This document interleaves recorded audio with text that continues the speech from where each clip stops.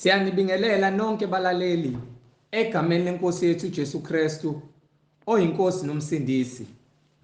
Sizothanda ukuvula ngomkhuleko egameni lenkosi yethu Jesu Kristu, yena oyinkosi nomsindisi, yena obize sonke isizwe kuba sibe ngcwele ngoba yena ungcwele. Usibizile ebungcweleni ukuba sihambe ngobungcwele. Baba, egameni lenkosi yethu Jesu Kristu, wena uyinkosi nomsindisi. Nkosi, mayenziwe intando yakho empilweni zethu. Usithethelele amacala ethu njengoba nathi sibathethelela abasonayo. Size singangeniswa ebulingweni, kodwa wena Nkosi uJesu usindise kokubi. Umbuso ungowakho, namandla nenkazimulo. Size sikulambele Moya Ngcwele, sihambe ngomngcwele bakho. Sikufune kulesikhathi samanje usanokutholakala. Sisifune isinkwa sethu semihla ngemihla eseyizwi lakho, ngoba izwi lakho liletha ukuqonda empilweni zethu, liletha ukukhanya. Sigcine Nkosi singayibizi ngabantu abasindisiwe kuphela, kodwa siyifuna impilo engcwele ngoba wena ungcwele Jehova. Siyacela Nkosi usiphe ubuhlakani, uthambise nezinhliziyo zethu ukuze sikwazi ukuqonda izwi lakho, ukuba wena Nkosi malifundwa kuthina, thina silamukele ngentokozo, sivume ukuthi wena Nkosi usilungise. Egameni lenkosi yethu Jesu Kristu oyinkosi nomsindisi empilweni zethu, thatha udumo namanje Nkosi, intando yakho ize yenziwe. Siyavuma ukuba thina singabantwana bakho, ubabizile ukuba bafise bayifune impilo engcwele, bayiphile. Egameni lenkosi yethu Jesu Kristu oyinkosi nomsindisi, amen. Ngizocela bazalwane kubo bonke abantu abalalele, ikakhulukazi laba bathi bayakholwa, abathi bona uJesu Kristu uyinkosi nomsindisi empilweni zabo, abaqondayo ukuthi wabafela ukuba bahlukane nezinto zenyama ezibaholela ekufeni.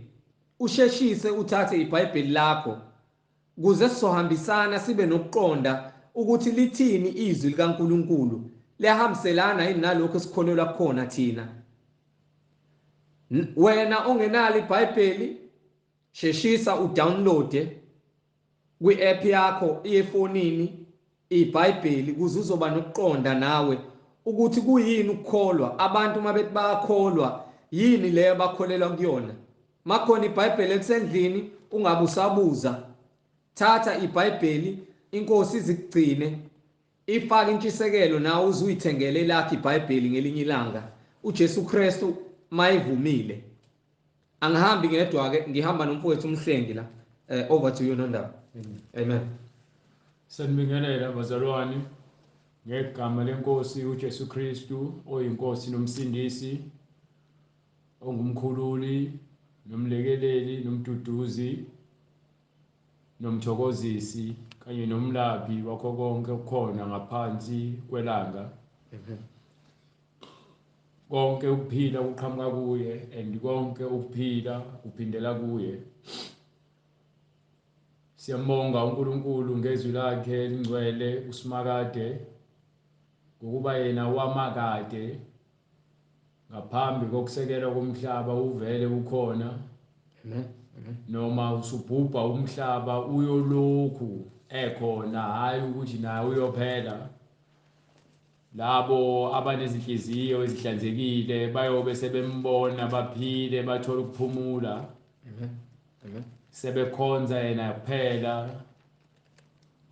ngenkazimulo kumzimba emisha esibekelwe yona, ukuba uma siyenza intando yakhe emhlabeni, sizinikela ezwini lakhe ukuthi kube yile esiholayo, siya kubonana naye ubuso nobuso. Kubona bonke-ke abantu abakholwa ngokweqiniso nabayenza intando kaNkulunkulu ngokuzinikela, sebezitshelile ukuthi bona bafuna ukuphilela uNkulunkulu. Umuntu owenza intando kaNkulunkulu uphilela uNkulunkulu ngokuba uNkulunkulu ufuna abanjalo. Siyambonga uNkulunkulu ngabaprofeti bakhe. Siloke sithule nobufakazi ngawo umqulu wolwazi esawushiyelwa abaprofeti ngamandla nangenkazimulo kaNkulunkulu ukuthi basitshele ukuthi uNkulunkulu uyedwa and intando yakhe kumele yenziwe kulabo abamkhonzayo nalabo abafuna ukusindiswa. Sibonga indodana kaNkulunkulu yona yodwa uJesu Kristu ayithumela ukuba izosikhulula ebumnyameni nasemanketangweni okuba iziboshwa zesono nokungaqondi, ukuthi ishiye nabapostoli abashiya nobufakazi ekubeni yena uqobo lwakhe wabanika ubufakazi buka moya oyingcwele ukuze basazise imfihlakalo yezulu. Amen. Omunye ke wabameli mebuza kuJesu Kristu, ubuza ngokumaketha mesathi uJesu Kristu umbuso kaNkulunkulu akuyona into ekumele ulindele njengento ocabanga ukuthi izothiwa nathi seyifikile. Into ekhona ngaphakathi kuwena. Kumele uvume izwi likusebenze umbuso kaNkulunkulu uyobe sewukhazimula kuwena ngaphakathi. Nakhona bengazi ukuthi basukela indodana kaNkulunkulu wabatshela. Ngiphe incwadi kaLuka chapter 4 starting from verse ongiqale lapha verse 18 iqala khona sohamba ngifuna ukufika nayo nje ngendlela ehlelekile. Incwadi ngokaLuka isahluko sesine. Yes sir. Verse 18. Umoya wenkosi uphezu kwami. Yamuzwa uyabatshela ufike kwisinagoge bamnika incwadi. Yena wathatha incwadi kwavula le chapter le uJesu Kristu. Yes Lord. Wayesebatshela ngembhalo izinto ezifakaza ngaye. Uyabatshela ukuthi uIsaiah wabatshela ukuthi umoya kaNkulunkulu uzoba kuKristu. So bavulela lencwadi njengokugcwalisa kwesiprofeto ukuthi umoya kaNkulunkulu njengoba ngibhabhathisiwe njengoba ngenzelwe intando kaNkulunkulu ngiyindodana yophezu konke. So umoya kaNkulunkulu uphezu kwami isona sizathu esidala ukuthi avule lencwadi. Wengasivula nezinye izincwadi kodwa le wayivulela inhloso yokuthi agcwalise isiprofeto bebuka. Yes sir.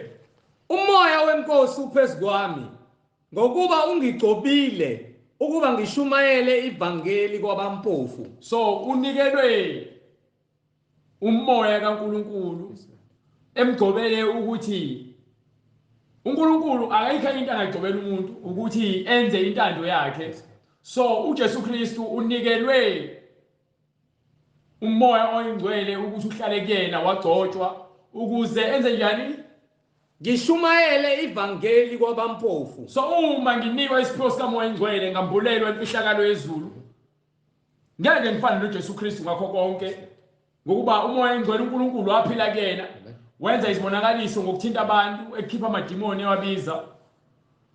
Mina inhloso uma ngifundisiwe ngambulelwa imfihlakalo ukuthi mina ngambule nami imfihlakalo efihliwe kulabo abazitshela bahlakaniphile. Yambulwe kulabo abalambile ngokukamoya ukuze ke basuthiswe ngokukamoya. Labo abahluphekile ngokukamoya izwi malifika kubona. Hallelujah, glory to God. Uma lifika kubona lifika ke lambulwe. Amen. Fana nento efihliwe ekuthiwa ke uma uthi uJesu Kristu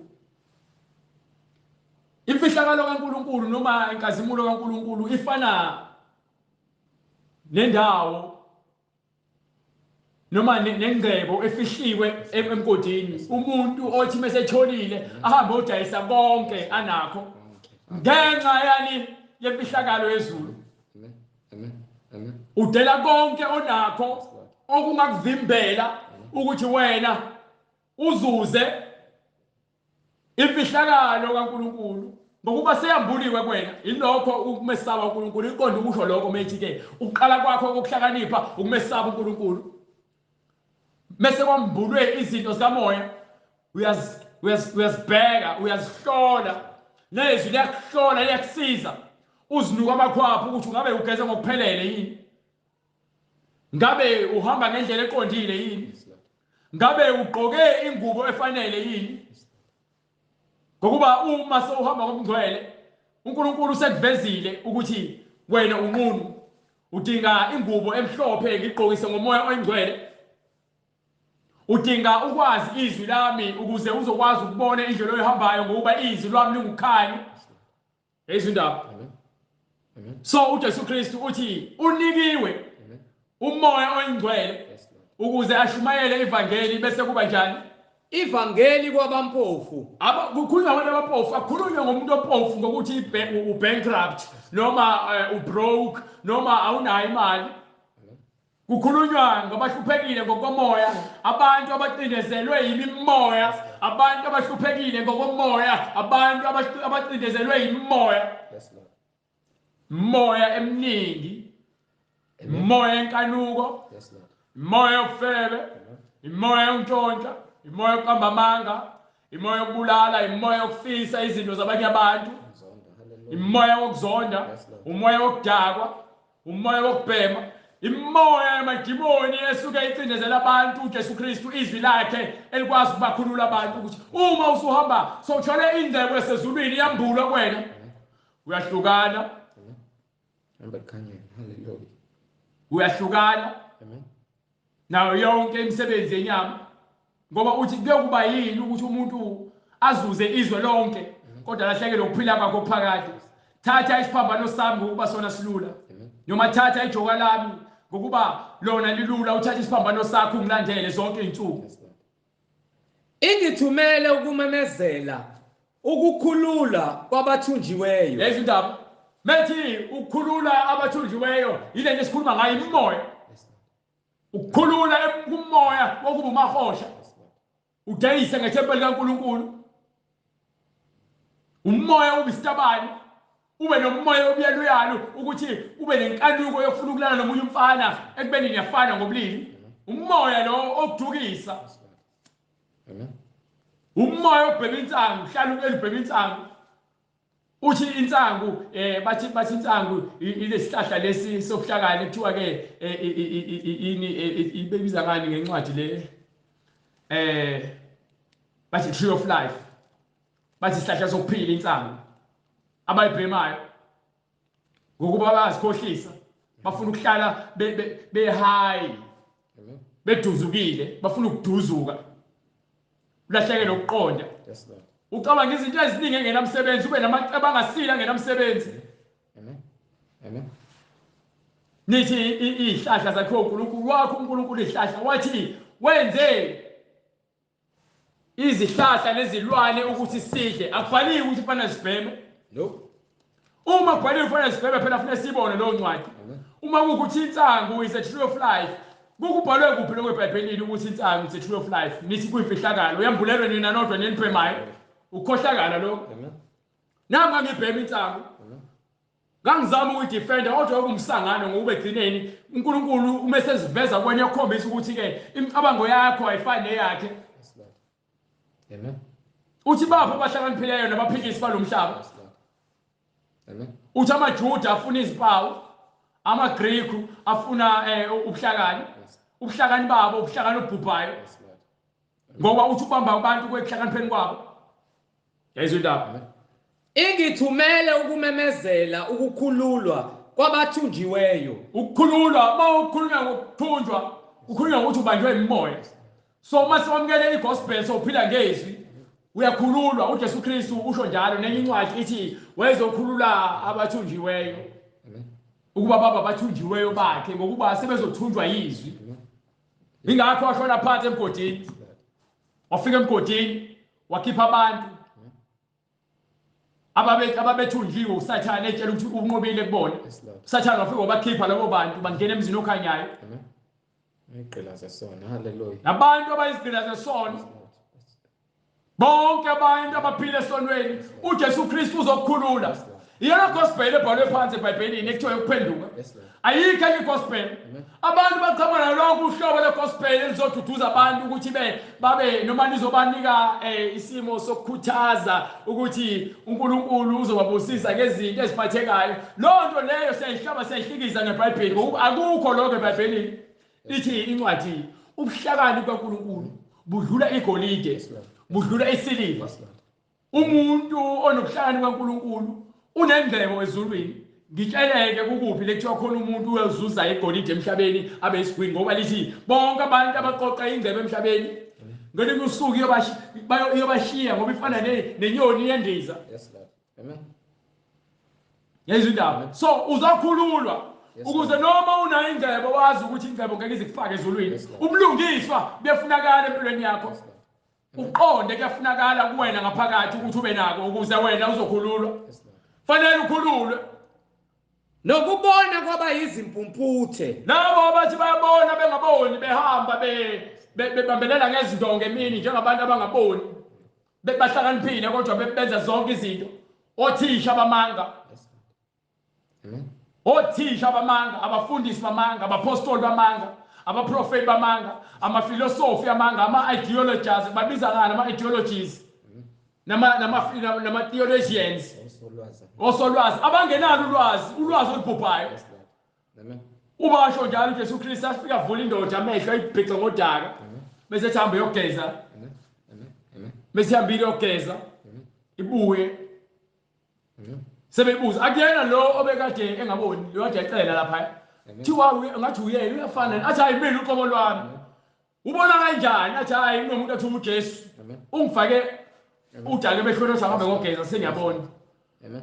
Kuyisabatha angisabona uwenze isibonakaliso sebefuna isizathu manje sokuthi bagxeke umsebenzi kaNkulunkulu sebethi kuyisabatha sebeyothi ke asamsobuza kubazali bakhe ukuthi ngempela le ndoda le ngabe iyona inganeni le nezizala yavela ingaboni nomhlaba bizenzisa sonke lesikhathi thiwa samzale ngaboni thiwa pho ubona kanjani thiwa usekhule ngokwanele ukuthi ngambuza mbuzeni abasazi. Hallelujah. Ngoba yini nabazali bakhe bayasaba ukuthi bazokhishwa kumasinagogu mebevuma imisebenzi kaNkulunkulu. Yes, Lord. Amen. So kunabantu abahlala emasontweni befitwa amanga kodwa ngoba bayasaba ukuzondwa abantu abafundisa amanga bahleli kulo masonto. Mase bebuza indoda thi ubone kanjani athi ngimtshelile nje. Yes, Lord. Lo muntu uthi ungigcobile ngodaka ngihamba ngogeza ngasemvolo ngabona. Yini nani ngifuna ukuthi ngilisekene khona zobafundi bakhe. Baphike bathi asingeke sibe bafundi bakhe thina singabafundi baMose. Babambelele kumthetho kaMose. Abazi ukuthi lo ngaphezulu kwaMose uyena lo wenza imisebenzi. Sasizalela ngesoneni. Hallelujah. Yayizindaba. So mase uJesu Kristu esendoda bese beyixosha kwisinagoge ngoba bayithuka bayixosha bathi abafungeke bona babe abafundi bakaJesu Kristu bangamane babe bafundi bakaMose. Mase ehlala le ndoda le useyibuza le ndoda uyakholelwa yini kwindodana kaNkulunkulu uyabuza le ndoda ubani indodana kaNkulunkulu. Wathi uJesu Kristu uyena lo khuluma naye wathi inkosi ngiyakholelwa kuwena wamthandaza wambonga.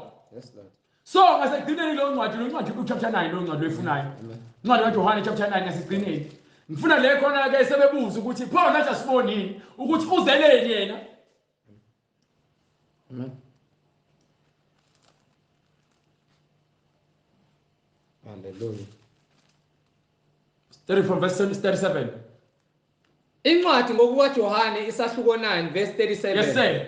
uJesu wathi kuye, usuyibonile, ukhuluma nawe iyona. Umbuzele wathi ke uyakholelwa yini ndodana? Wathi uyubani indodana? Yes Lord. Wasethi ke lo muntu uyubani indodana? Wathi uJesu Kristu iyona lo khuluma naye. Yes Lord. Yasithini indoda? Wayesethi ngiyakholwa. Wayesethi ngiyakholwa. Nkosi. Wakhuleka kuye. Wayesethi uyakholwa, wasekhuleka kuye, wazithoba wavuma ukuthi ngiyakholwa kuwena ukuthi wena ungothi uyiweyo uyindodana kaNkulunkulu. Amen. Ngiyakholwa Nkosi. Ngiyakholwa Nkosi. Wakhuleka kuye. Wathi uJesu, mina ngizele ukwahlulela kulelizwe. Uthi uJesu Kristu ngizeleni ukwahlulela kulelizwe. Ngizohlukanisa kulelizwe ngomngezwi. Lilizwi ngoba mina ngulizwi. Ngizengezwi. lezwi engize ngalo lizokwahlulela. So mina konke engikufundisayo uyikona okukuvezelayo ukuthi wena ngabe uyasindiswa noma ngabe uyalahlwa yini. Ukuba abangaboniyo Ukuze abangaboniyo babone. Ukuze abangaboniyo babone. Ithi incwadi kaLuka uze uzovula amehlo kwimpumputhe. Manje uthini kule nto usethi ndlala?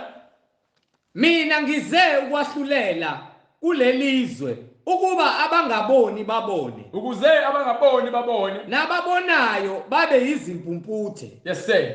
Ukuze ababonayo laba esikhuluma ngabe sithi babafundisi bamanga ngokuba bazitshela ukuthi bayazi sebezovaleka amehlo uma uzitshela khona umehluko phakathi okuzitshela ukuthi awazi lutho uvume mase kuthiwa submit kuNkulunkulu uzendlale kuNkulunkulu ukuthi kube uyena ozokwazisa and then konke uzokhuluma izinto zikamoya uzokhuluma izwi likaNkulunkulu ngaso sonke isikhathi. Uma ucabanga uzodlinza ezwini bathi ke ukumeditate ngesingisi ngesiZulu nakhona singathi sithi ke ukuhlaziya. Uhlaziya izwi umoya engcwele yonke into ekutshela yona ihlaziya. Njengoba ekutshela umoya engcwele kufanele ukuthi uyakhuleka uyazithoba kena ukuthi izwi lakhe likwambulele imfihlakalo. So uma izwi likaNkulunkulu likwambulela imfihlakalo wena yonke into uNkulunkulu ekutshela yona ngezwi ngesifanekiso nangezaga uma esekwambulela lezo zinto kuwena ziletha ukukhanya. So uma wena uzitshela ukuthi uyazi ngokwakho awudingi uNkulunkulu yibona labazibiza ngosolwazi abayimpumputhe ngokuba konke abakwenzayo kuphambene nentando kaNkulunkulu. Labo kubaFarisi ababe naye bezwa lokho bathi kuye pho nathi sizimpumputhe na. Nakho-ke sekuza abantu abangabafundisi bomthetho kaMose abamlandelayo bafuna ukumcupha bafuna ukumfaka umgibeli bafana noyochaka ukuze bebemthole necala bahamba yomangalela ngokuba yini imimoya ekubona imimoya kaSathane. Imimoya kaSathane ayifuni ukubona indodana kaNkulunkulu yenza umsebenzi ofanele.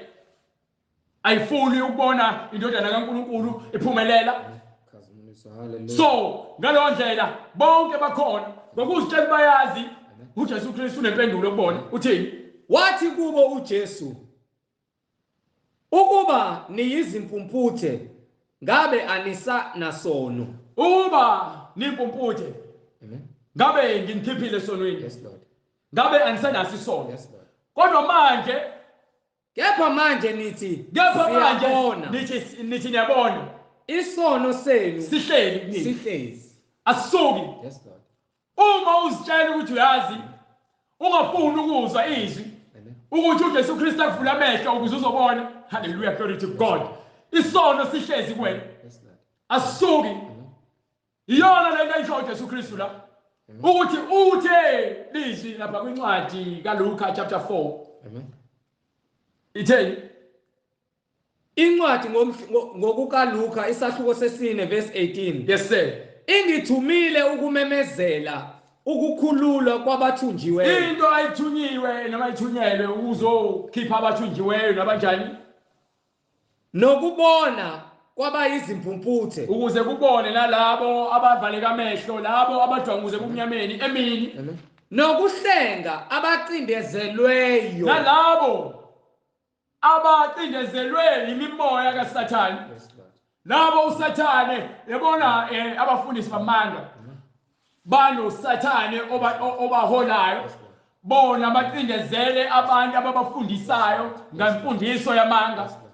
So labo abantu bacindezelwe uma sifuna ukuqonda ngezwi likaKristu akuyena ovula uqonda mase ekhulula abantu akuyena umhlengi. Hallelujah.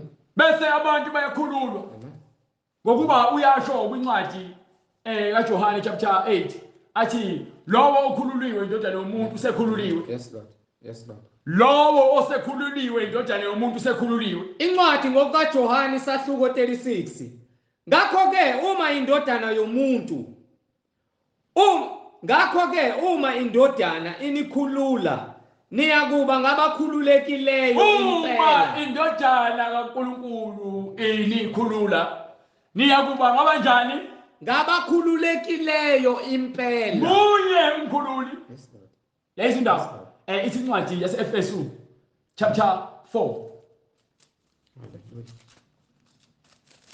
from verse 4. Incwadi kwabase-Efesu Yes, sir. isahluko sesine, Aha. ivesi lesine. Yes, sir. Munye umzimba, Munye umzimba, munye umoya, munye umoya. njengalokho nabizelwa ethembeni linye Ngokuba sibizele kwithemba linye. lokubizwa kwenu.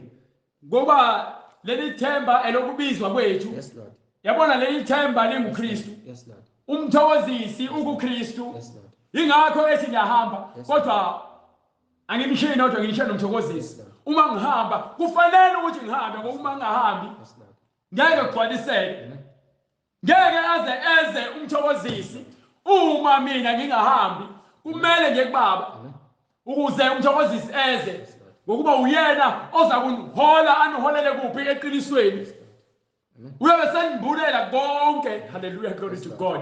Ukufika kwaJesu Kristu nokuhamba kwakhe kuyisambulo. Yes, Lord. Amen. So uthi yena uyena kuphela. Ithi incwadi munye. Hallelujah. Munye umzimba, Munye umzimba ukaKristu. hallelujah. Munye umoya, Umoya kaKristu. njengalokho nabizelwa Njengoba sonke sibizelwe ethembeni linye linye ithemba uKristu. lokubizwa kwethu. Ngokuba sonke sibizelwe kuye. Yinye inkosi, Munye uJesu. yinye inkolo. Yinye inkolo. Ubungcwele bunye ubungcwele. Yes, Lord. Yes, Lord. Bunye ubungcwele. Yes, Lord. Munye umbhaphathizo. Umbhaphathiso uqhamuka Kristu. Yes, Lord. Umbhaphathiso kamoya oyingcwele. Yes, Lord. Umbhaphathiso wamanzi. Yes, Lord. Munye Amen. Hallelujah. umbhaphathiso Yes, Lord. uqhamuka kuKristu. Amen. Sezweni. Hallelujah. Yizwi. Yes, Lord. Uma somkele izwi somkele umbhaphathiso kamoya oyingcwele. Amen. Amen. Ngokuba hallelujah glory to God. Hallelujah. Hallelujah. Hallelujah, hallelujah glory to God. Hallelujah. Ngokuba uma somkele izwi Amen. lapho khona umoya oyingcwele sokunika ukuphimisela ngezilimo njengokuba umoya ukunika ukuphimisela. Izwi Amen. alikhulumile kuwena ilona eliwahlulelayo Yes, Lord. elikutshelayo ukuthi wena usungamkele Amen. uphila kimi ngiphila kuwe manje Amen. nawe usuphila kimi ngokuba usuphila ngentando kaNkulunkulu. Amen. Yezindaba. Amen. So ngiphe uqhubeke lapha kule ncwadi le yaluka ngoba ngikhona la ngifuna sifike khona singakofiki sabahlaziyela siyabambulela ezinye izinto ekumele bambulelwe zona. Amen. Incwadi kaLuka uthi uzokhipha abathunjiweyo. Yes, Lord. Uthunjiwe Amen. umfundiso wamanga. Amen. Uthunjiwe yilezi nyanga nezangoma ezikutshela ukuthi wena ufuna uhlabela amadlozi. Cindezelwe. Bayakucindezela. Yes, Lord. Uthunjiwe abathakathi. Amen. Uyakhulula uJesu Kristu. Amen. Uthi uma umuntu yakholwa Yes, Lord. usho yayi incwadi kaMarko. Amen. Uthi abayakholwa balandelwa izimpawu Hallelujah. babaphathiswe Amen. bakhulume ngezilimi baphuze okubulalayo bangafi banyathele izinyoka ikhanda likaSathane. Hallelujah glory to God. Hallelujah. Hallelujah. Hallelujah. Hallelujah. Hallelujah. Amen. Banyathele ikhanda likaSathane. Amen. Yezindaba Hallelujah. Hallelujah. lokuba usukhululiwe Amen. uSathane awusamniki indawo. Usho njalo incwadi ithi ningamniki uSathane Yes, indawo. Lord. Hallelujah. Balekeleni ningamniki uSathane indawo. Amen. Nokumemezela unyaka omusha. Nangu unyaka omuhle omusha. wenkosi. Nangu unyaka omuhle wenkosi Yes, Lord. uyamenyezelwa. Yes, Lord. Iwona lo azele inkobo lwakhe enyameni Yes, Lord. ukuthi azomemezela ukuthi angisedingi ukuthi nihlabe nithi ngiyahlabela ninikelo yena ngifuni yokuhlatshela umhlatshelo yenu ingcolile. Angisafuni ukuthi nisike amajwabu. Yes, Lord. Lezinto. Angisafuni lo nithi nigcinisa abasha ngoba liyanihlula. Gcinani imizimba yenu ihlanzekile. Landelani imfundiso yami ukuze nina nipheleliswe. Ngokuba mina ngingcwele. Yes, Lord. Nani fanele bangcwele. Uma thiwe ningcwele kunina isabatha seniphila kwenu ukungcwele sephila kwenu ngoba kuthiwa isabatha kuphele la lingcwele. Isabatha la kuthi isabatha lami lingcwele kufuneka ligcine lingcwele. Awenzi lutho ngesabatha uyaphumula. But manje uthi ke umzimba wakho uphumuze ezonweni. Phumuza umzimba wakho kumsebenzi yokungcola. Hallelujah, glory to God. Yabona le nto le ijulile. Kodwa futhi manje it's plain sighted. Ukuthi indlela ibekiwe. Njengobekiwe indlela, ingoba mhlambe wena ufuna ukuyihamba noma cha, uyazikhethela. Yazi indaba. Yes Lord. Ngiphe. Memezela unyaka omusha emva kwalokho sekwenzakalani? Wayigoqanga incwadi. Wayesegoqonga incwadi, funda uqonde. Amen. Wayigoqonga incwadi. Wayesegoqa incwadi wayivala. Wayinika isikhonzi. Lo isikhonzi wayimnikile incwadi, wayibusela kuyena. Wahlala phansi. Wayesehlala phansi base beqala ke bemamarisha bekhuluma izinto ngongaqondi. Bathini? Amehlo abo bonke ababesesinagogeni. Bonke ababekhona kwisinagoge amgqolozela. base beqala bemhlahlela amehlo. Waqala ukukhuluma kubo. Wayesekhuluma kubona wathini? Namhlanje ugcwalisekile lo mbhalo. So ngokuthi bambuka aba-understand ukuthi why vele wafunda washo lento le. Kodwa khona into abanyakazisayo eyenza ukuthi bambuke ngendlela ehlukile. So ngalokho njengoba bembuka ugcwalisa isiprofethi mesathi ke namhlanje kunjani? Ugcwalisekile lo mbhalo ezindlebeni zenu. Uthi lo namhlanje lo mbhalo ugcwalisekile. Khona azoyisho ngifuna ukuthi ngimfezele ukuthi ayikho into ayikhuluma ngephutha yonke ayikhuluma yenzeka. Yezwe indaba. Yes sir. Bonke bamfakazela bemangala ngamazwi omusa ophuma emlonyeni. Base bemangazwa baqale bafakaza ukuthi bahlahla amehlo babheke babone ukuthi hayibo lento ayikhulumayo inomusa. Amen. Kodwa manje i-assurance noma isiqinisekiso asiphelele ngakubona. Yena ukhuluma into ayaziyo. Bona bayabamba kodwa ukubamba akuphelele. Yezwe indaba. Bese bathini? Bonke bamfakazela bemangala ngamazwi omusa aphuma emlonyeni wakhe bathi lo akasiye indodana kaJosefa na. Yezwa indaba. Sebeqala manje sebekhuluma izinto zenyama. Ubatshela izinto zikamoya bona bakhuluma izinto zenyama. Kanjalo nangale evula amehlo omuntu labo ababebona wakhuluma izinto zikamoya bagijima baye enyameni. Yini umuntu uyathanda ukuzibona ukuthi awulungile emehlweni akhe. Yezona le kunendaba engangixoxelwa yona uBright uthi uma umuntu ekhuluma ngabantu baka-Israyeli ukhuluma ngawo wonke umuntu waka-Israyeli. Yes Lord. Amen. Ezindaba. So uma mina ngithi ngoka-Israyeli umuntu umekhuluma kabi ngesibongo saka-Israyeli ubhanqa konke. Angikwazi ukuthi nami pho angiyena noka-Israyeli mina. Hallelujah. Angiyena yini oka-Israyeli mina. Hallelujah. So manje yena ngizoba ngcono ngani kunalabo abanye abantu mina abakithi. Hallelujah. So umuntu usibona elungile uthi omunye uthi abantu abasindisiwe bayathakatha ngenhliziyo. So uthi uBright methi ke uyamuzwa uthini lo muntu lo washo lona kulomuntu oshoyo nami pho. Hallelujah. Yini ekwenza ufuna ukuhluka wena? Yini ekwenza ukuthi ufuna ube special wena? Amen. Ungcono ngani? Ukuthi awukhuluma iqiniso. Awukhuluma iqiniso. Uyazinengela winenhlobo le efuna ukuthi ibe yinhle emehlweni abantu. Izivumele ngisho abantu benza ukungcola ingafuni ukufakaza ngeqiniso. Amen. Ufakazi wamanga ngokuba ifuna abantu bayithande. Uthi uJesu Kristu kuyoba yini uma sebekuthanda bonke? Ngokuba ababulala abaprofeti bakaNkulunkulu. Uma bekuthanda bonke ingokuba nabafo bengabaprofeti babethandwa abantu. Abaprofeti bamanga vele bayathanda ukuthandwa abantu. Amen. So lento le yongena uba senyameni yile ukuthi uzibone ulungile. Umuntu bethi ke uyangibona ekhuluma nami ngeBhayibheli. Akakhulumi nami ukhuluma ngeBhayibheli. Mina ngikhuluma into ebhale phansi. So uma wena unenkinga nento ebhale phansi, awunankinga nami? No. Awunankinga nami. Unenkinga nento ebhalwe phansi eBhayibhelini. Usufika ngami ngokuba mina nginesibindi.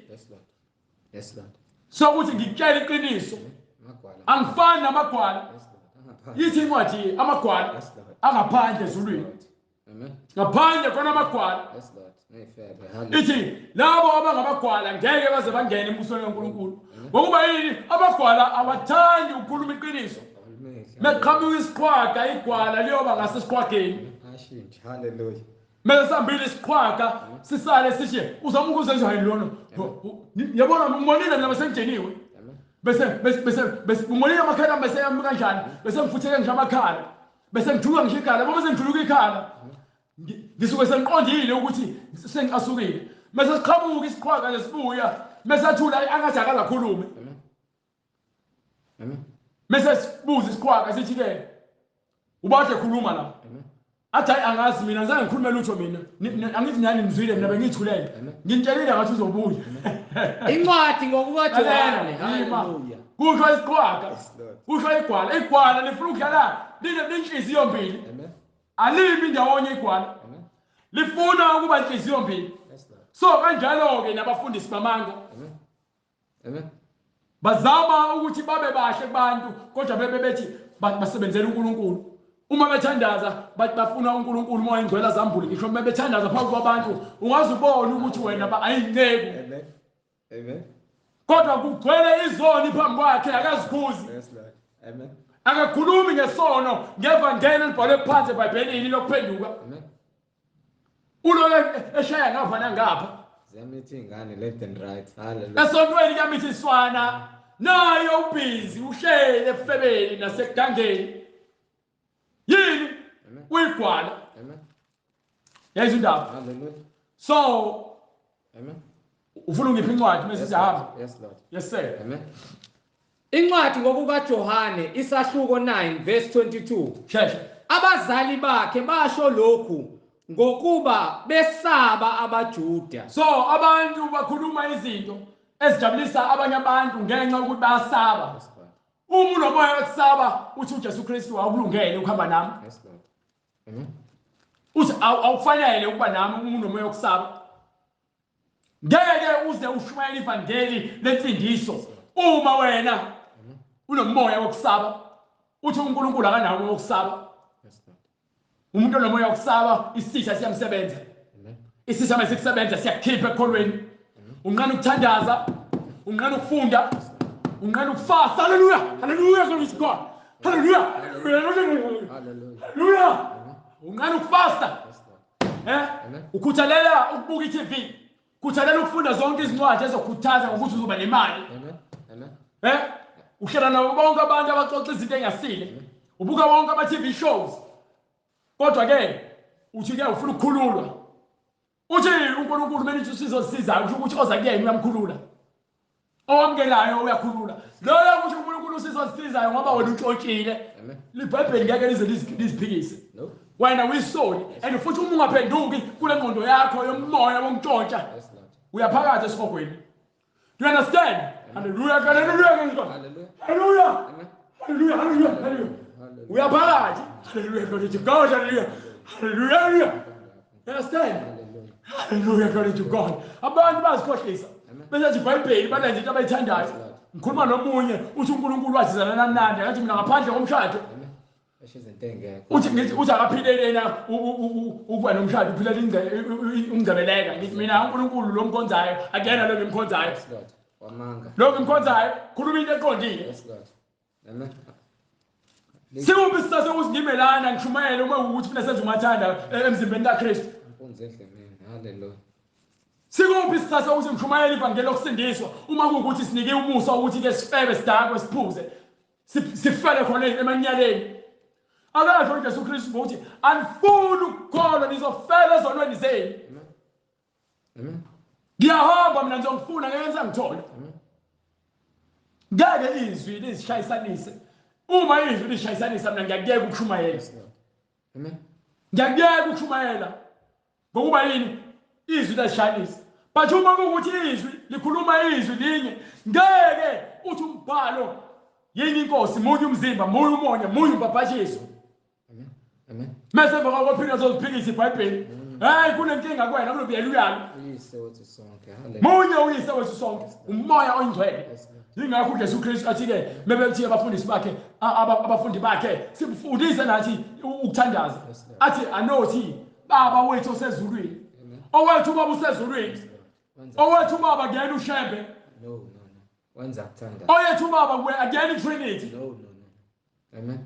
Oyethu baba, owethu baba ngiyena ubaba usesithombeni asithandaza esithombeni.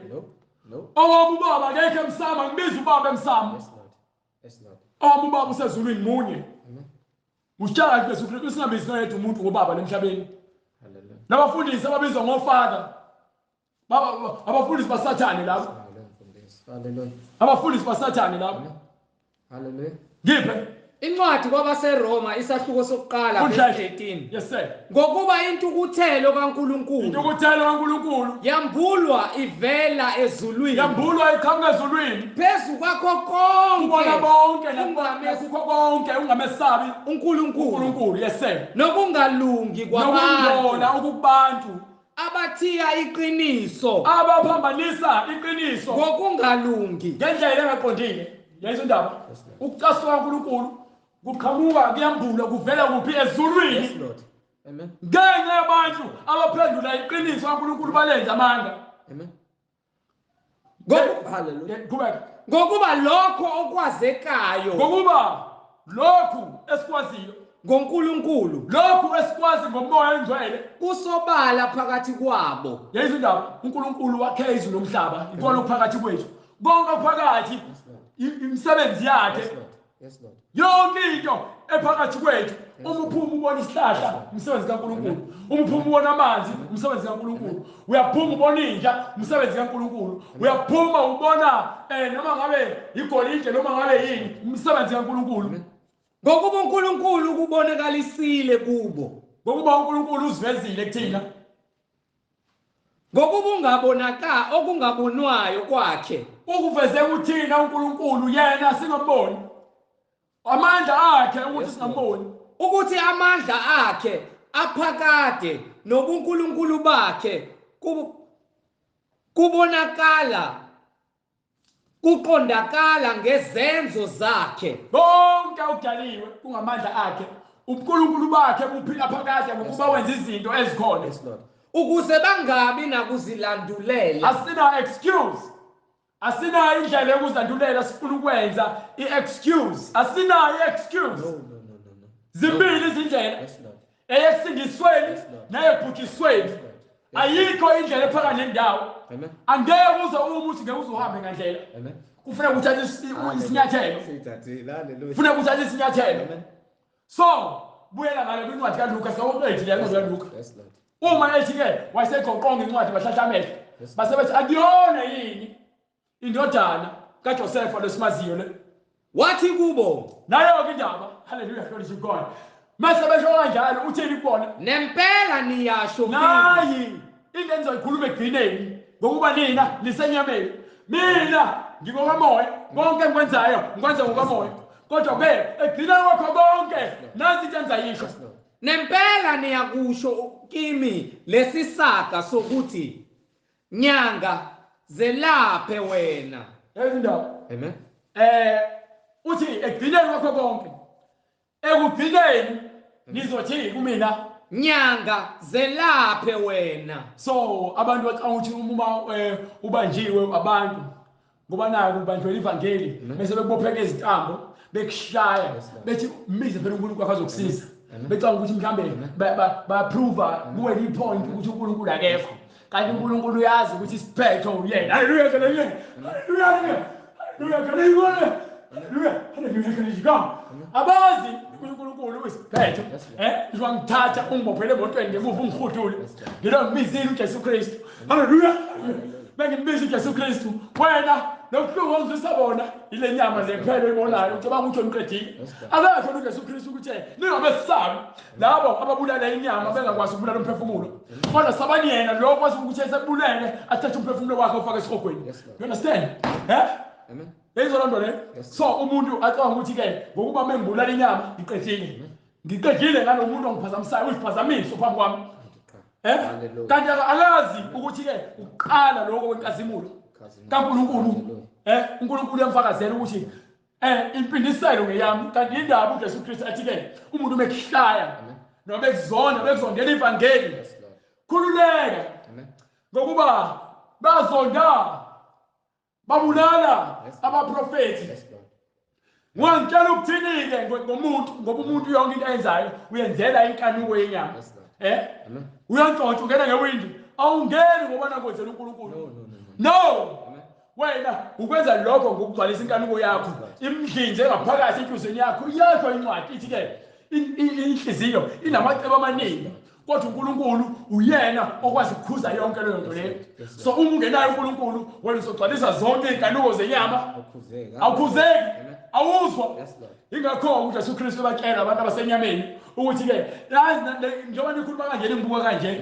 ekugcineni nizothi kumina nyanga zelaphe wena. asike sizwe Lokho sikuzwileyo kwenziwa eKapenawume. lokho sikuzwile ngifuna leyaphathi-ke ophinde uthi uthi kumina nyanga zelaphe wena Wathi kubo, nempela niyakusho kimi lesisaka sokuthi nyanga zelaphe wena. okay so basho njalo bathi kuzokwenzeka njalo mesithi nemva kwalokho Lokho sikuzwileyo kwenziwa eKapenawume.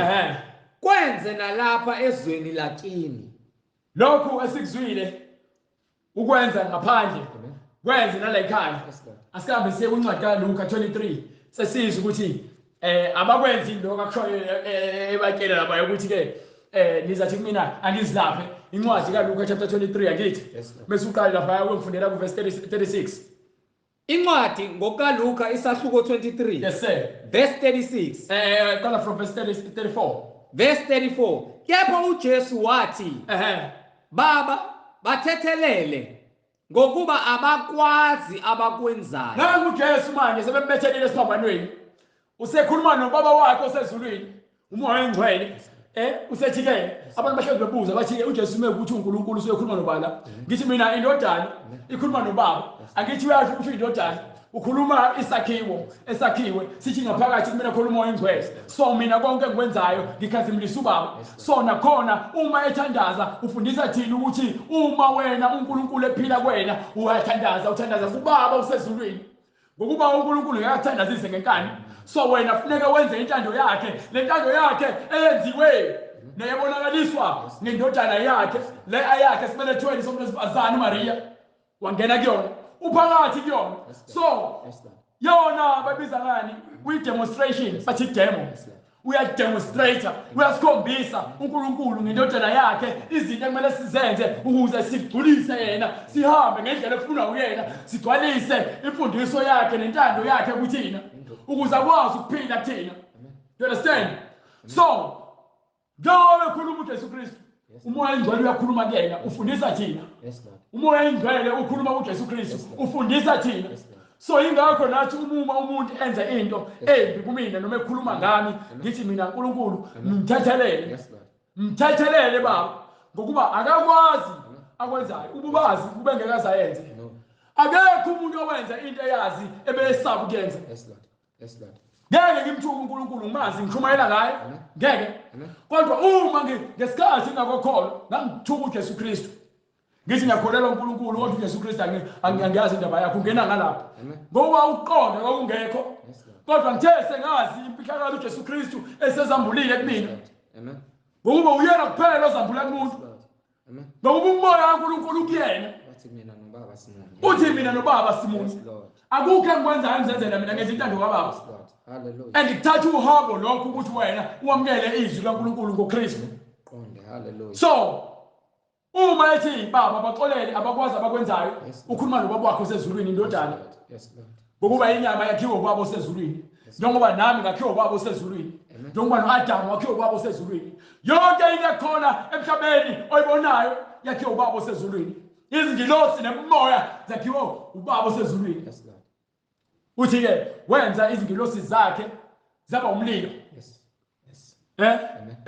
wazenza zawumoya wenza abafundisi bakhe noma izikhonzi zakhe zaba umlilo bonke kwenziwa uNkulunkulu ngamandla akhe ngeke uze ungitshele ngeke uze ungitshele so ngesikhathi sebethele uJesu Kristu Amen. uyabathethelela Yes, Lord. ukuthi abakwazi abakwenzayo Amen. uthi baba bathethelele ngoba abakwazi abakwenzayo Babelana izingubo zakhe. lokho kubhalwe phansi kwincwadi emahubo ukuthi ke babelana ngengubo zami Yes, Lord. gcwaliseka isiprofethi Amen. njengokuba ethi baba baxolela nabakwenzayo abakwazi abakwenzayo lokho kubhalwe phansi kwincwadi emahubo Amen. Benzelana inkatho. basebenzelana inkathi bahlukaniselana ngempahla zakhe ayigqokile lokho kubhalwe phansi yonke into eyenzekayo ngempilo kaJesu Kristu igcwalisa isiprofeto esaprofethwa abaprofethi ngaphambilini. Yes, Lord. Amen. Before kufike indodana uNkulunkulu wayesekhulumile ngamaprofethi ukuthi uyeza. Amen. So izinto ezazokwenzeka kuyena nezo zenza zakhulunywa abaprofethi wafika wazenza zafika izinto zenzeka kuyena. Ngesikhathi uJuda Iscariot esukuma ehamba eyomdayisa kubhaliwe phansi. Ngesikhathi abapostoli bethi ke isikhundla sakhe masithathe omunye ngokuba benathi gcwalisa isiprofethi. Amen. iBhayibheli ligcwele incwadi egcwalisiwe uJesu Kristu uthi kuphelele konke. Now first is prophet. Hallelujah. Ungeza kwakho Yes, Lord. ukufika kwakho ukudaka kwakho ungitshontsha kwakho ugcwalisa isiprofethi ukuphenduka kwakho haleluya praise God ugcwalisa isiprofethi ukubhubha komhlaba ugcwalisa isiprofethi haleluya. You understand? So uthi Jesu Kristu baba bathethelele abakwazi abakwenzayo bahlukaniselana inkatho ngengubo zami. Abantu bema. Abantu basebema bebuka eqaleni besontweni bamhlahlela amehlo. Yes, Lord. Uselengiswa bakhona bamile bahlahla amehlo Amen. bayamuka abasizi kodwa babafundisa ukuze gcwaliseke isiprofethi kufanele bangenzi lutho ngokuba wathi uPetru kufika amabutho ezobamba uKristu wakhipha inkemba wagengqa indlebe yomuntu wathi uJesu Kristu ungayenzi lonto ungangilweni ungangilweni. Amen. Yazi indaba themba kwaloko wayesethi ke wamlapha indlebe. Yes, Lord. So namanje la ugcwalisa isiprofethi ngakho ke ethi Hallelujah. Hallelujah. Abantu bema. yes sir bebukela nababusi bamkolodela bathi nayo ke indaba lena sifunayo ithena le kwincwadi kaLuka chapter 4 niyothi kimi Amen. Amen. physician Zilaphe wena nyanga zinyange wena zelapha wena. bathi bayothi abantu nina ukuthi lesisho mina usho yabona manje into ayishilo isiprofethi siyagcwaliseka bathi manje kuyena Wasindisa abanye. hlela batheni kuyena Hallelujah. Abantu bema bebukela base bebukela nababusi bamkolodela bathi ababusi Yes, Lord. ababusi laba abaphendula inhlekisa wabenza umbukiso Yes, Lord. sebethe baqedile ngosuku lesithathu wathi abuya eJerusalem wafika benza bedayisa esontweni wathi kwakhe isikalvasi wafaka isikalvasi Yes, Lord. wakhipha amatafula wagcinqa yonke into nemali ababedayisa ngazo wase bethi ke uyenzelani into enzayo wathi ke bulalani le tempeli le ngizakulivusa izinsuku eziwu3 Hallelujah. ngizalivusa emva kweinsuku ezintathu. So emva kwaloko ababusi Amen. benza inhlekisa ngaye bamkolodela bathini Bathi wasindisa abanye. bathini Wasindisa abanye. umuntu oyinyanga kanyangi nabantu akalaphi nabantu umuntu oyinyanga. Amen. So ngeke ukuthi inyanga isiyagula angibambiza ngenyanga Yes, Lord. sabathi manje wasindisa abanye Kazisindise yena. nawe ke manje sindise abashongo yini akashongo yini kubona ukuthi niyathi ukuthi kumina zisindise zilaphe wena Uma enguKristu bathi uma enguKristu okhethiweyo kaNkulunkulu. angijayisa indaba bagcwalisa isiprofethi Yes, Lord. Yes, Lord. bamphikile sebegcwalisa isiprofethi Yes, Lord. bathini uma enguKristu kaNkulunkulu okhethiweyo kaNkulunkulu. Hallelujah. Funa kwenze njani?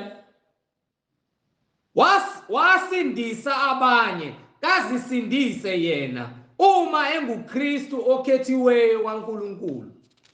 Yazi indaba Namabutho ambhiqa eza kuye amnika iviniga amafutho nawo bonke abantu babemaketha ethi uma uyinkosi yabaJuda bathi uma inkosi yamaJuda zisindise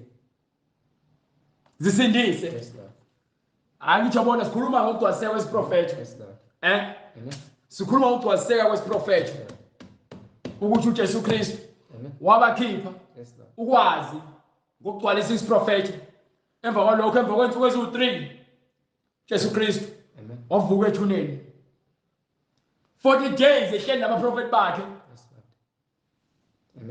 nabapostoli bakhe wayehleli nabapostoli bakhe bavula ukuqonda these bavula ukuqonda basebekholwa wathi ke kwincwadi kaLuka chapter 24 incwadi kaLuka chapter 24 incwadi ngokaLuka isahluko 24 ngifuna from verse 46 from verse 46 yes sir wathi kubo kulotshiwe kanje so kubhaliwe kanje ukuthi uza kuhlupheka uKristu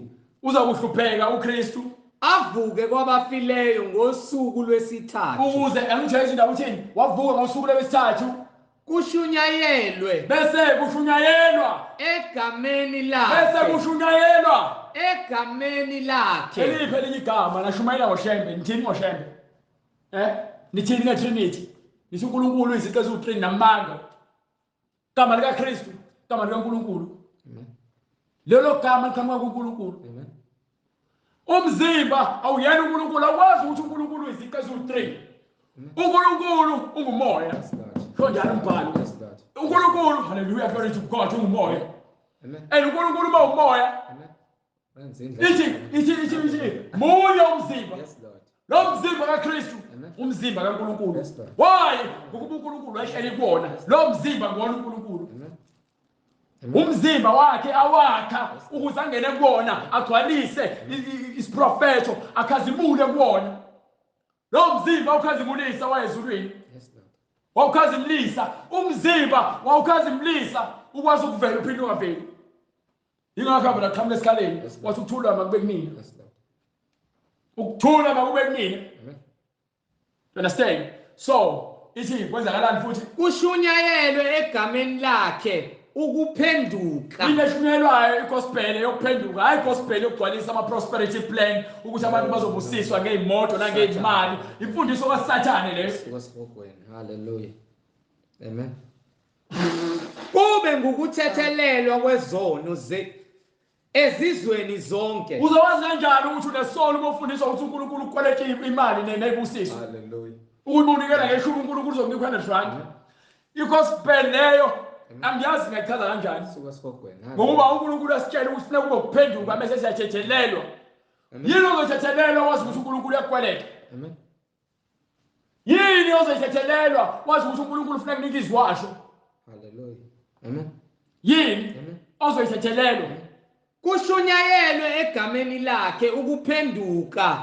kube ngukuthethelelwa kwezono ezizweni zonke yonke izizwe kufanele zazi igospel yokuphenduka ukuthi sonke sizoni uma umuntu ethi akasona isoni nenkinga uNkulunkulu uyamphika lo phika uNkulunkulu qobo lwakhe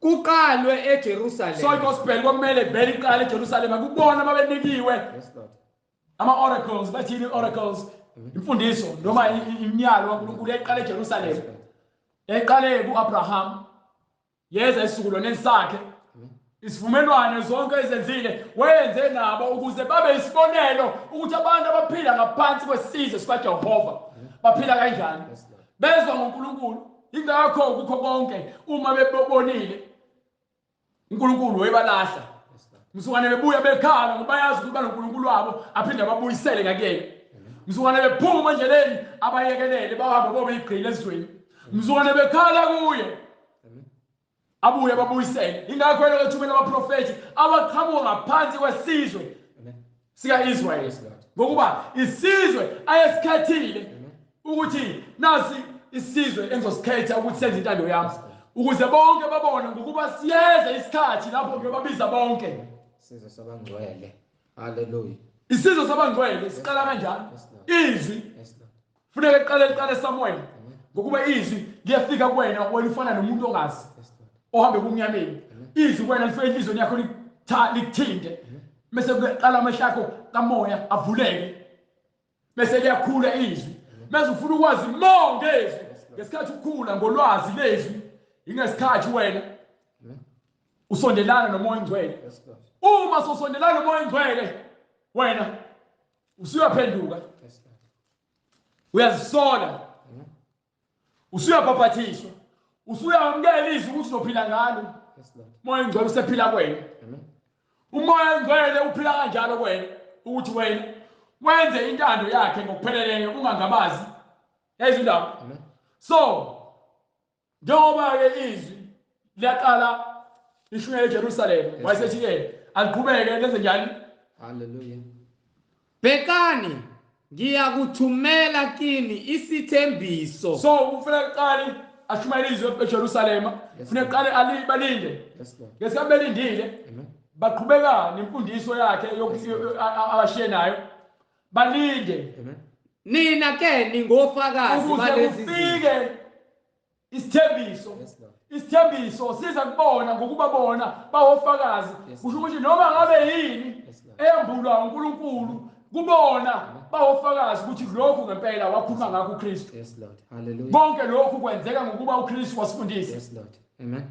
So sebewofakazi ngokuba bayakholwa. Ngeke ushumayele ivangeli likaNkulunkulu ungakholwa.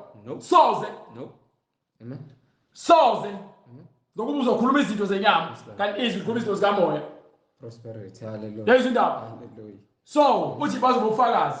So ngesikhathi bembulala uJesu Kristu lababusi ebenza esebenza umbukiso hambe kwincwadi yaseKolose sibavezele bese siyavala. Incwadi yaseKolose starting from verse 15. Incwadi kwabaseKolose isahluko sokuqala starting from verse 13. Verse 13. Owasikhulula lo uKristu wasikhulula emandleni obumnyama. Usikhulula kuphi? Emandleni obumnyama. Amandla obumnyama uSathane. Abantu babuza ukuthi uyini umoya kaSathane? Umoya kaSathane umoya wobhubhisa. Hallelujah. Hallelujah. Hallelujah. Umoya kaSathane umoya wobhubhisa. Yes Lord. Awuyifuni into elungile umoya kaSathane. Bulala. Hallelujah. Yayizwa yonke lonto le.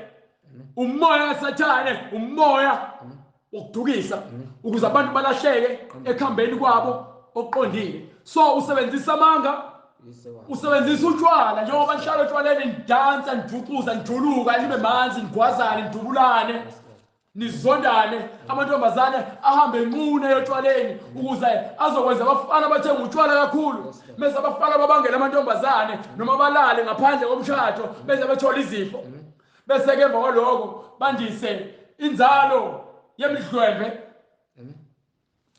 Yini ingokuba ke uSathane uyasebenza usemsebenzini ubogoloza ngoba naku uzwa leli izwi to mhlambe mina ngikhuluma noma nginenzondo unenkinga ngoba sikumuntu ebhale phansi unenkinga yazi indaba. So ngiphe incwadi yaseKolose chapter 1 Yes Lord. verse 13. Yes Lord. Mawufile ufele zonweni zakho njengobaba uAdamu. Yes Lord. Wafele sonweni. Owasikhulula emandleni obumnyama. So indodana ene emsulwa manje eqhamuka uNkulunkulu uqobo lwakhe azakhele yona yena uJesu Kristu. Yes Lord. Iyona lethu perfect lethu iphelelisiwe yenze intando kaNkulunkulu kwaze kwaba sekupheleni. Ekupheleni kwakuphi esibambanweni. So yena wazosikhulula ezifweni nasebumnyameni. Yes Lord. Nowasibeka ebusweni wendodana. Wasibeka kuphi? Embusweni wendodana. Wasibeka embusweni wendodana. Umbuso wendodana, umbuso kaNkulunkulu, intando kaNkulunkulu, izwi kaNkulunkulu, inkolo kaNkulunkulu, ubungcwele bukaNkulunkulu. Yothando lwakhe. Uthando kaNkulunkulu ukuthi thina sonke sisindiswe, siphile ngokuthula, sibe nomusa.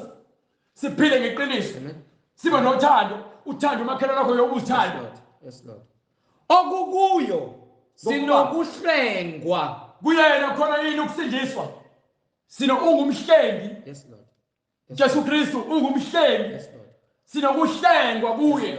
ukuthethelelwa kwezono ukuze sithethelelwe amacala ethu esiwenzile singazi noma sesazi kodwa yena ungumthetheleli ungumxhumanisi bathi ngesingisi ungumediator. Yes Lord, yes Lord, yes Lord. Yona ingumfanekiso kaNkulunkulu. Uyini? Yona ingumfanekiso kaNkulunkulu. Kusho ukuthini ukuthi umuntu umfanekiso? Methiwa ngumfanekiso kaNkulunkulu kusho ukuthi mina ngifana noNkulunkulu. Kodwa uma sengisesonweni angisafani noNkulunkulu. Kuthiwa wakha umuntu umfanekiso wakhe. uJesu Kristu kodwa ungumfanekiso operfect kaNkulunkulu. Ngokuba yena azange azabe nesono. uNkulunkulu akafuni noyedwa umuntu othi ukuyena abe nesono. Ungakholwa ukhole 100 years, ungacula uzishelwe yizwi, ungashumayela uzijuluke. Hallelujah, hallelujah, hallelujah, hallelujah, hallelujah. Isigqila asihlali endlini kodwa indodana ihlala phakathi. Uma ufuna ukuba indodakazi noma indodana kaNkulunkulu, hlukana nezinto zokufakelwa, hlukana notshwala, hlukana nokuphinga, hlukana nokufela, hlukana nokuqamba amanga, hlukana nokuba nenkanuko. Obey the word. Share yonke lento. Into sifazana ugqoka ibhulukwe likhumula ulahla. Obey the word. Umboza ikhanda lakho. Amen. Kubuzela ikhanda lakho ukufaka inwele zamanga. Khipha wonke amazinyo afakile ngewona wakho ucobezelayo amasiliva namagolide. Khipha wonke ama-chains. Yes Lord. Yes Lord. Nina bafanele ukufaka ama-skinny jean adabile. Ugqoka ibhulukwe elikhululayo. Niya ukudweba ama-tattoo emzimbeni. Niya ukuba yiqhwaga. Ngoba uNkulunkulu khona ukuthula. Yes Lord. So inhliziyo elikhulu uNkulunkulu akayifuni. Uma wena ufuna ukuba ufana naye uNkulunkulu lokuthi ke hayi uNkulunkulu ngithanda yoba yinto unamanga akakuthandi yonke uNkulunkulu ungcolile. Kezwa ngezwi lakhe. Ube ngcwele. Hallelujah. Yezwi ndaba. Uthini? Hallelujah. Yona ingumfanekiso kaNkulunkulu. Yena ungumfanekiso kaNkulunkulu ongena kubonwa. Umfanekiso kaNkulunkulu ngeke azabona. Ushuthi ke uJesu Kristu umzimba lo. Umfanekiso kaNkulunkulu kodwa uNkulunkulu ngesimbone ngokuba ke ukhazimula kuyena kodwa. Izibulo lezidalwa zonke. Yena uyindlalifa yezidalwa zonke. Izidalwa zonke khulunywa ngomuntu. Khulunywa ngezilwane. Khulunywa ngezihlahla. uJesu Kristu ukhona ngapha njengoba ethi ke kwincwadi kaJohane chapter 8 verse 58. Ngaphambi kuka Abraham ngikhona nginguye. Amen. You understand? Ngokuba kwadalelwa kuyo konke. Ngokuba kudalelwe kuye konke okusezulwini nasemhlabeni. Yonke into ekhona idalelwe kuye, kuyena. Amen. Okubonwayo nokungena kubonwa. Konke kudalelwe kuye, kuyena uJesu Kristu. Ungumfanekiso kaNkulunkulu. Ngokupheleleyo. So kwenzakalani emva kwalokho bright? Nokuba kuyizihlalo zobukhosi. Noma ngabe izihlalo zobukhosi, nokuba kuyimibuso. noma ngabe imibuso, nokuba kuyizikhulu. noma ngabe izikhulu, so bonke labantu abasiholayo nababusayo emhlabeni funa ngabe bayisibonelo sika Jesu Kristu.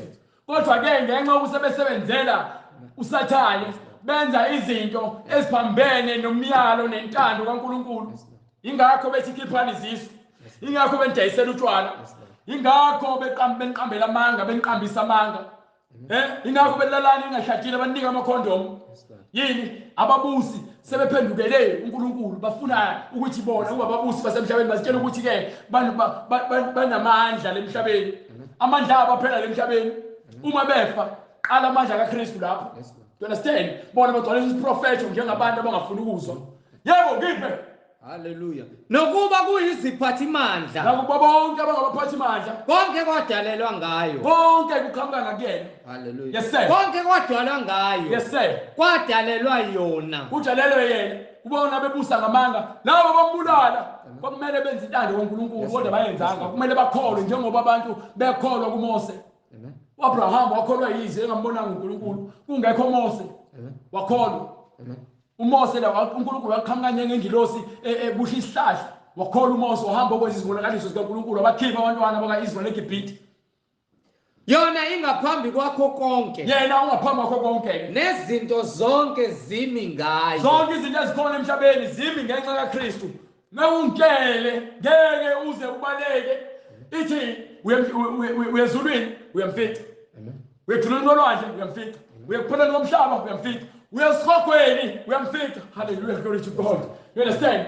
ngiphe yona inhloko yena uyikhanda yona inhloko yomzimba uyinhloko yomzimba kushuthi ke umzimba wakhe ngeke ube inhloko yomzimba engabona wakho kungenzeka yini no kungenzeka yini ube inhloko yomzimba engabona wakho no so uyinhloko yomzimba umuntu othi kuKristu usemzimbeni kaKristu ngisho ibandla yini ibandla mesikhuluma ngomzimba kaKristu sikhuluma ngebandla kaKristu ungadidiseki uzucabanga sikhuluma ngalomzimba lo engikubona manje sikhuluma ngomzimba ibandla wonke umuntu okholwayo usemzimbeni usemzimbeni lo mzimba lalela lo mzimba uKristu akubone ungcwele shoot nawe kuphi usemngcweleni yes Lord amen nawe usemngcweleni awukwazi ukuthi kuKristu kodwa manje wena ubhizi uyagroova uhamba wana club thenga amabhodlela o20,000 you making it rain ngemali yakho kubantu besifazane uthenga imizimba abantu besifazane bathenga imizimba bese bathi bangcwele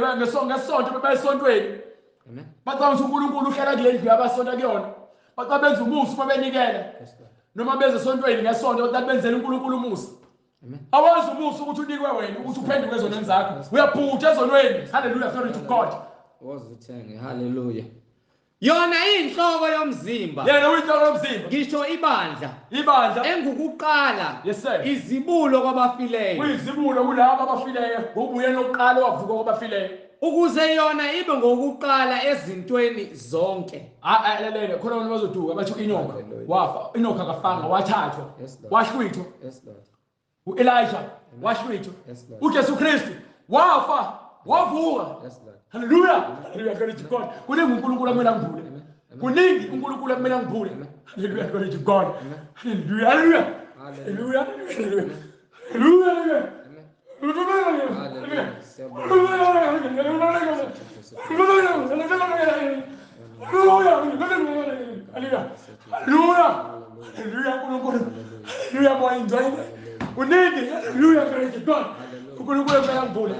uNkulunkulu kumele ambule avule uqonde kubantu abantu abanako uqonda abantu bayakholwa banentshisekelo kodwa ngendlela hallelujah you understand so uthi uJesu Kristu bathi sebembulala beke baqedile ngaye wayesenzani ufuna verse 15 hallelujah ngiphu verse 15 hallelujah Ncwadi yaseKolose incwadi kwabaseKoloso sahluko 1 verse 15 hallelujah shasha yona ingumfanekiso kaNkulunkulu fundisha ongena kubonwa yes sir izibulo lezidalwa zonke ngokuba kwadalelwa kuyo konke okusezulwini nasemhlabeni yes sir okubonwayo nokungena kubonwa fundisha nokuba kuyizihlalo zobukhosi nakukho konke okudaliwe okuyihlalo zobukhosi nokuba kuyimibuso imibuso yonke nokuba kuyizikhulu izikhulu nokuba kuyiziphathimandla bonke labo bantu ufuna ngabe benza intando kaKristu baphila ebungcweleni konke kwadalwa ngaye konke kukhona ama-position akhona emhlabeni ama-position akhona ezulwini ama-position akhona emhlabeni ama-position aqala ezulwini yonke into iqala ezulwini before ifike ize emhlabeni so thina yonke into edalulwayo iqhamuka ezulwini kwadalelwa yona mekudaliwe kungoba qhamuka uNkulunkulu uma kuthiwa kudaliwe uqhamuka uNkulunkulu yezindaba so kwadalelwa yona ukuze yona ingaphambi kwakho konke yena ungaphambi kwakho konke ungumholi yena uma uthi umholi uma uNkulunkulu engayena uJesu Kristu noma uJesu Kristu engayena uNkulunkulu kwenzeka kanjani uJesu Kristu abe umholi ngoba yena ukhona ngaphambi kwakho konke ukhona ngaphambi kwakho konke yona ingaphambi kwakho konke izolonto le nezinto zonke zimi ngayo yonke into imi ngabani nezinto zonke zimi ngayo ukuphila kwakho kumi ngaye yona iyinhloko yomzimba uyinhloko yomzimba ngisho ibandla lona ibandla labangcwele leli ilona likaKristu engukuqala yena engukuqala izibulo kwabafileyo uyizibulo kwabafileyo ngokuba ke uyena owafa wavuka wahamba wokutaste ukufa enqoba uSathane wamgcoba ikhanda angithi uJesu uNkulunkulu wathi ke kuEva inyoka uyakubeka ubutha phakathi kwakho nenyoka. Inyoka iyakushaya izinto zakho, uyogcoba inyoka ngezinto zakho. Yona iyakushaya izinto zakho. Enzalweni yakho iyoba namandla. Kodwa ke iyonqoqwa egcineni. So usathane wanqoqwa uJesu uNkulunkulu qobo lwakhe. Ngokuthi wahamba womkhombisa ukuthi ngeke uze ungibulale mina. Mina ngiphila okuphakade. Konke kuqhamuke ngenxa yami. So izwi malichaza zonke lezi zinto lesivezela ukuthi uJesu Kristu umoya wakhe umoya kuyena ngokaNkulunkulu. Umzimba indodana lo wadalwa uNkulunkulu ukuthi ahlale kona ukuze sikwazi ukubona inkazimulo yakhe. Ezindaba. Qhubeka. Ibe ngokuqala ezintweni zonke. Iyoqala ezintweni zonke. Ngokuba kwaba kuhle kuye ukuba ukugcwala konke kuhlale kuyo. So kwaba kuhle kuye ukuthi ukugcwala konke kuhlale kwindodana. Yes sir. Nokuba ngayo abuyisane nakho konke esenzile ukuthula ngegazi lesiphambano sayo. So kuhle ukuthi uJesu Kristu ukuthi konke kubuyisane ngaye. Ngokuba igazi lichithekile ukuthi ke ukhombisa ukuthi thina indlela yokubuyela kuNkulunkulu ukuthi senze ubulungiswa. Yes Lord. Yes sir. Yebo ngayo. Nokuba kuyizinto ezisemhlabeni ngezisezulwini. Noma ngabe isezulwini. Yes sir. Nani ekade ningabofokazi nezitha engqondweni ngemisebenzi emimbi. Yes sir. Nokho manje senibuyisene nani emzimbeni wenyama yayo. Yes sir. Ngokufa ukuba animise nibe ngcwele. All right, awuhambe lapha kweKolose chapter 15 chapter 2 verse 15. Hallelujah. Incwadi kwabaseKolose isahluko sesibili verse 15. Yes sir. Ebaphucile ababusi nabanamandla izikhali wabathela ngehlazo obala. Ubaphuceli. Ebaphucile ababusi nabanamandla izikhali. Ababusi. Yes Lord. Balomhlaba. Yes Lord. Ubaphuceli. Izikhali. Ubuphuceli izikhali. Abanamandla izikhali. Ubaphuceli. Ebaphucile ababusi abanamandla. Ababusi abanamandla izikhali wabathela ngehlazo obala. So uma ingoyala incwadi ithi wabaphuca abantu ababenamandla izikhali. Ngoba usho ukuthi lokho ababebulala sembethele esibambanweni. Bethe babulala inyama. Isikhali sabo bebenaso kuphela leso. Abantu abaphila lomhlaba umuntu wazi umebulela umuntu uqedile. Awazi ukuthi ngale kokufa khona ukuphila. Ebanqoba ngaso ngoba khona umphefumulo wokuphila kwena. Ofakwe uNkulunkulu lo phefumulo lo awufi. Kodwa uma ungenabo ungcwele uya esihogweni uyohlushwa kwangonaphakade ngeke uzufe esihogweni.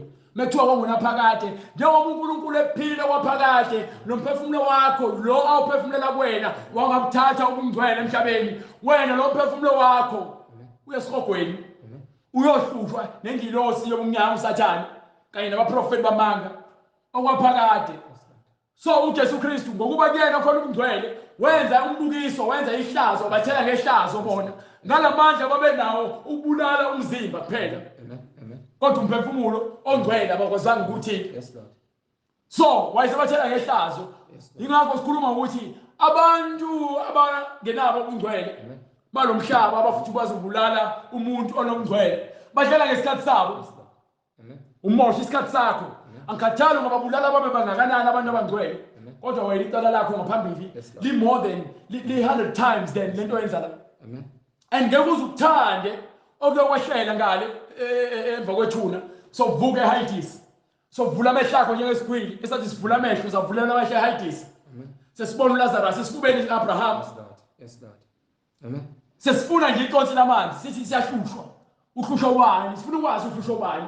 Hey khona incwadi exelayo ukuthi izinyoni amaphumezi izinyoka lezi lwane lezo zibona lemhlabeni izona lezi ezikulindile ngalezo bezikudla amehlo. Lezo zilwane ziyobe zikudla amehlo ngokuba umphefumulo wesilwane izinja Wehlala phansi. Umphefumulo womuntu waphezulu. Kodwa umphefumulo womuntu bengenabo ubungcwele uhlala phansi nezinja, nezinyoka, namabhubesi. Ziyokudla. Mase ke emva kwalokho sekufika usahlulelo sokugcina bese uNkulunkulu esethi ke kwavulwa izincwadi.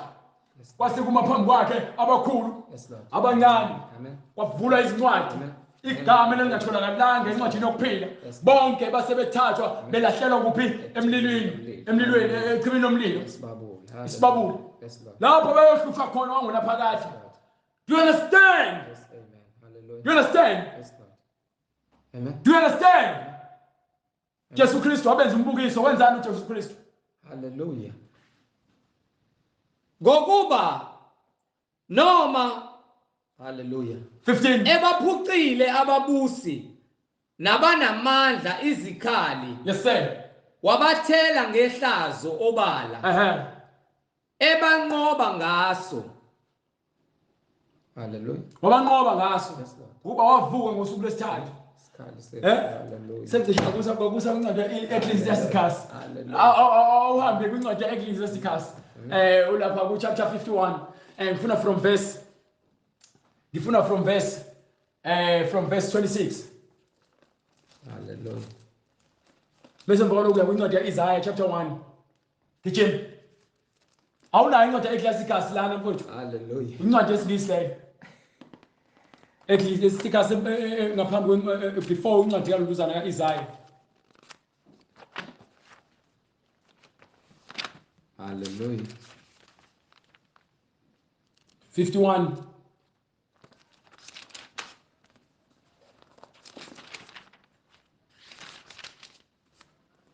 Hallelujah. Verse 24.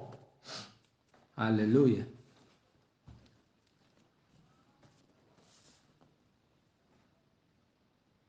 Yingani ni No, verse 26. Hallelujah. Faka ikhanda lakho. No, umqala. Faka umqala wakho Ngaphansi kwejoka. ngaphansi kwejoga. And kumele udedele umphefumulo wakho ukuze wamukele ini? Umyalelo. Hallelujah. Udedele umphefumulo wakho wamukele umyalelo. Kunzima ukumtholeni Ngoba kunzima ukumthola esandleni. nayi into kumele uyenze. Hallelujah. Thatha ikhanda lakho. Hallelujah. Ufake umqala wakho ngaphansi kwejoka kaNkulunkulu. Incwadi yeEcclesiastes le aninayo kule Bible leli. Amen. Ithi thatha umqala wakho ufake ngaphansi kwejoka. Hallelujah. Kunzima ngaseqaleni ngisho inkomo moyithatha uyifake ejokeni iqalilwe. Yes, Lord. Kodwa bese ijwayele ijoka. Ihamba ngayo indlela le ekufanele ihambe ngayo ngokuba ke yonke into besayinhle ifika ikuthuse. Amen. Ingakho abantu bethi ngengikholwe mina ngengikhonze nani yini lenishumelayo nijaja abantu. No sikhuluma into ebhalwe phansi. Hallelujah. Bhalwe phansi eBhayibhelini. Amen. Bese thi ke lapha kwincwadi kaIsaiah chapter 1. Hallelujah. Amen. Incwadi uIsaiah isahluko sokuqala Verse 18. verse 18. Yes sir. Wozani ke Uthi uNkulunkulu manje phezulu kwakho konke wozani ke sithethe indaba. asike sihlale phansi sixoxisane. Usho uJehova. Hayi usexoxisane. Uthi ke ngifuna ukunitshela indaba. Usho bani? uJehova. Yes sir. Noma izono zenu Noma ngabe izono zenu zibomvu noma ngabe kakhulu izono zenu ziningi zibomvu kangakanani ziyakuba mhlophe kodwa ke njengeqhwa. uma nenza intando yami nifaka umqala wenu ngaphansi kwejoka lami ngiyakuzigeza zonke zibe mhlophe njengeqhwa. Noma zibomvu njengobubende Noma kuthiwa zibomvu njengokubomvu ziyakuba njengoboya bezimvu. noma kuthiwa zibomvu ububende umbala. Noma kuthiwa ubende inyama ibubende ngathi bomvu. Uma nivuma Kodwa nivuma izindaba ithi funeka uqale uvume. Uqala funeka uqale wamukele ukuthi wena uyisoni. Ingakho uma uza kuNkulunkulu ungesuthandaza kuNkulunkulu uthi wena uright. Awukho right phambi kuNkulunkulu. Ungcolile.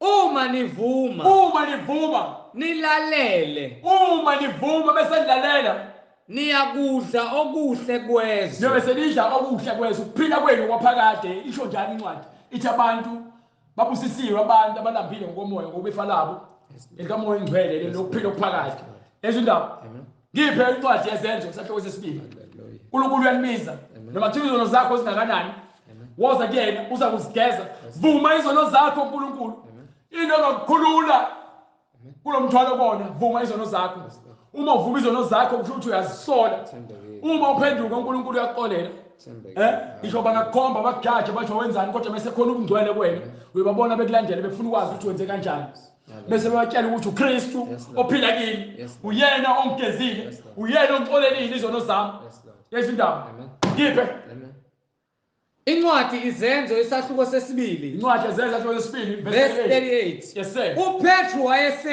wayesethi phendukani fanele niphenduke phendukani ezonweni zenu phendukani yilowo nalowo abhaphathizwe egameni likaJesu Kristu kukho ukuthethelelwa kwezono zenu ukuze umuntu athethelele izono zakhe ufuna ngaphenduka ingakho uNkulunkulu enibiza ethi wozani thetha indaba amen nivume ukuthetha imiyalelo yami nginigeza izono zenu zibe mhlophe njengeqhwa haleluya mawuvuma izono zakho amen uNkulunkulu uzakugeza babhathiswe egameni likaJesu Kristu kukho ukuthethelelwa kwezono zakho uyobe siwamukeliswa isiphiwo sikamoya oyingcwele ukuba nesithembiso ngesenu nesabantwana benu sabo bonke abakude bonke inkosi uNkulunkulu wethu eyakubabiza yezindaba uyothi-ke uma usubona ukuthi uyisolo usuvuma ukuba uphoqiwe kodwa indlela ibekiwe uyobe wena sowuthatha isinyathelo sokuthi wena ufuna ukuphenduka soyishiya imininingwane ngegama likaJesu Kristu siyakucelela siyakunxusela ukuthi uNkulunkulu akuthinte inhliziyo yakho ihlabeke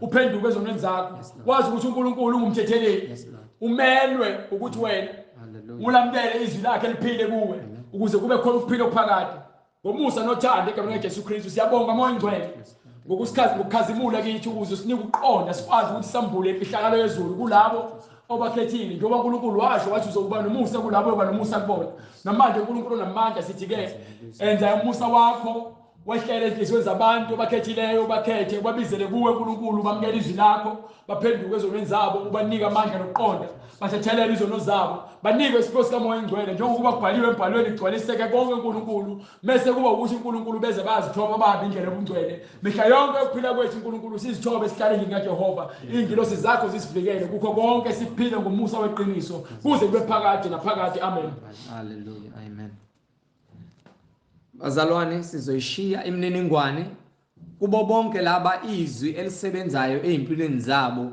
abayibonayo besibona isidingo sokuthi baphenduke bamkele ivangeli lokuphila kusayi namhlanje akekho oyothakezwanga bazalwane imininingwane siyayishiya abanembuzo ikakhulukazi laba abafuna ukubhabhadiswa uNkulunkulu mayivumile uzolenza icebo usifike kunina nibe yidalo ezisha egameni lenkosi yethu Jesu Kristu inamba ithi 066 566 9245 066 566 9245 ngibizi email address email address ithi izwilenkhosi.jesuchristu@gmail.com email address izwilenkhosi.jesuchristu@gmail.com Intshumayelo ziyatholakala zonke ngokuphelele kwazo ukuze uyivuselele ngaso sonke isikhathi ukwazi ukusubscribe uyithole intshumayelo sisanda ukuyifaka inkosi ivumile ithinta inhliziyo yakho kuba kusukela manje uhlale emgcweleni bakhe ku YouTube uthi izwi lenkosi uJesu Kristu usubscribe uyithole intshumayelo ungakhohlwa ukuthumela nabanye obathandayo ekumele balizwe ivangeli lihambe ivangeli elisha lifike kuzo zonke izinkalo zomhlaba ku YouTube uthi izwi lenkosi uJesu Kristu siyatholakala ke na ku Instagram ukuze sikwazi ukuxhumana ukwazi ukufollowisha usend ama DM uthi izwi lenkosi uJesu Kristu ku Instagram uthi izwi lenkosi uJesu Kristu uJesu Kristu uyinkosi nomsindisi ungumqali nomphelelisi weimpilo zethu inkosi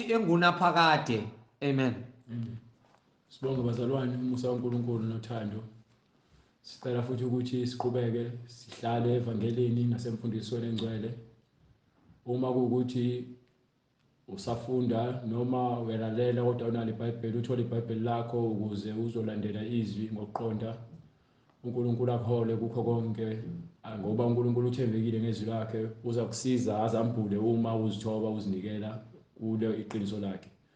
Namanje sibonga uNkulunkulu ngakho konke asenzele kona ukuthi asinike isikhathi ukuze kufike la sikwazi ukuthi siqhubeke senze intando yakhe.